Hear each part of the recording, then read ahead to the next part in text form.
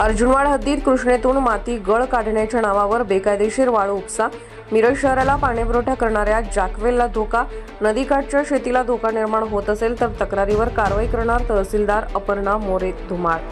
कृष्णा घाटावर अर्जुनवाड जिल्हा कोल्हापूर गावाच्या हद्दीत वाळू उपशासाठी औटी तयार केली आहे। नदीतून बोटीद्वारे उपसा करून वाळू बाहेर काढली जात आहे। माती गाळ उपसा करण्याच्या नावाखाली वाळू विक्रीसाठी ट्रॅक्टरमधून भरून नेली जात आहे।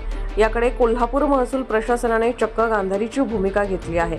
जरी या औटीच्या बोटी अर्जुनवाड हद्दीत असल्या तरी कृष्णा नदीच्या पात्रात मध्यभागापर्यंत आल्या आहेत। मिरज शहराला पाणीपुरवठा करणाऱ्या जॅकवेलच्या विहिरीला या वाळू उपसामुळे धोका निर्माण झाल्याने स्थानिक नागरिकांनी तीव्र नाराजी व्यक्त केली आहे। मळीकाठच्या शेतीलाही धोका निर्माण झाल्याने शेतकऱ्यांनी मिरज महसूल प्रशासनाकडे तक्रार केल्या आहेत। तहसीलदार अपर्णा मोरे धुमाळ यांनी जागेवर भेट देऊन संबंधित विभागाकडे पत्रव्यवहार केल्याचे त्यांनी सांगितले। बेसुमार वाळू उपसामुळे कृष्णा नदी पात्रातील पाणीपुरवठा करणाऱ्या विहिरींना धोका निर्माण झाल्यास कोण जबाबदार राहणार असा सवाल निर्माण झाला आहे। मळीकाठच्या शेतीला धोका निर्माण झाल्यास शेतकऱ्यांच्या तक्रारीवर कारवाई केली जाईल असा इशारा तहसीलदार अपर्णा मोरे धुमाळ यांनी दिला आहे। नमस्कार। कृष्णा नदीतून वाळूचा बेमाप उपसा अशी जी बातमी प्रसिद्ध झाली होती, त्या अनुषंगाने मिरज तालुक्यामधली जी वस्तुस्थिती आहे ती आपणापुढे मी तहसीलदार या नात्यानं या ठिकाणी नमूद करू इच्छिते।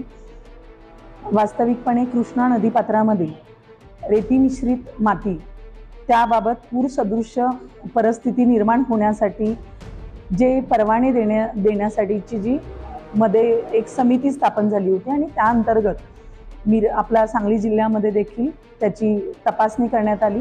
पाटबंधारे विभागामार्फत त्याचे प्रस्ताव मागवण्यात आलेले होते आणि महसूल विभागामार्फत त्याची पंचनामे करून त्याचे रिपोर्ट सादर करायचे होते। यामध्ये मिरज आणि सांगली मधले जे काही आपले नदीपात्रामध्ये त्याबद्दलचा जो काही अहवाल आहे तो आपण नकारार्थी आपण यामार्फत गेलेला होता। त्या ठिकाणी काही ठिकाणी मगरींचा वावर आहे आणि या ठिकाणचा कुठलाही आपला वाळूचा घाट किंवा रेती मिश्रित मातीबद्दल कुठलाही आपल्याकडून ठराव आपल्या माननीय जिल्हा खनिकर्म विभागाकडे पाठवण्यात आलेला नव्हता। यामध्ये लगतचा जो जिल्हा आहे कोल्हापूर जिल्हा, यामध्ये लगतचा तालुका शिरोळ तालुक्यामध्ये यामध्ये परवाने पाटबंधारे विभाग आणि महसूल विभाग यांच्यामार्फत देण्यात आलेले होते।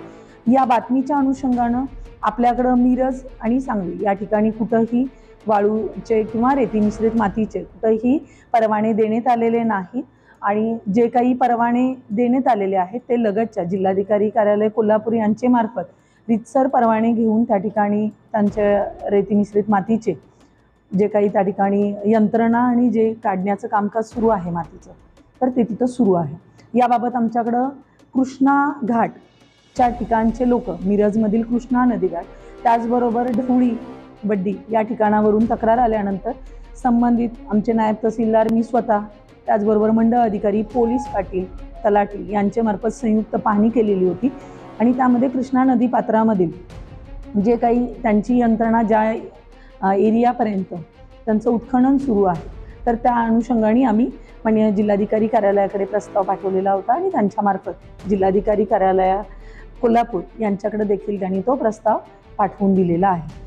आम्ही तरी देखील इथल्या लगतचे जे नदी काठावरील जे शेतकरी आहेत त्यांना मी याद्वारे असं नमूद करू इच्छिते की कोल्हापूर जिल्ह्यातील परवाने त्यांना 15 मे पर्यंत दिल्याबाबत त्यांनी आम्हाला फक्त दूरध्वनीद्वारे कळवलेलं आहे, परंतु ते परवाने त्यांच्या हद्दीपर्यंत मर्यादित आहेत। त्यांना दिलेल्या परवान्यांमधील अटी शर्तींच्या मर्यादेमध्ये त्यांनी त्या ठिकाणी करणं अपेक्षित आहे।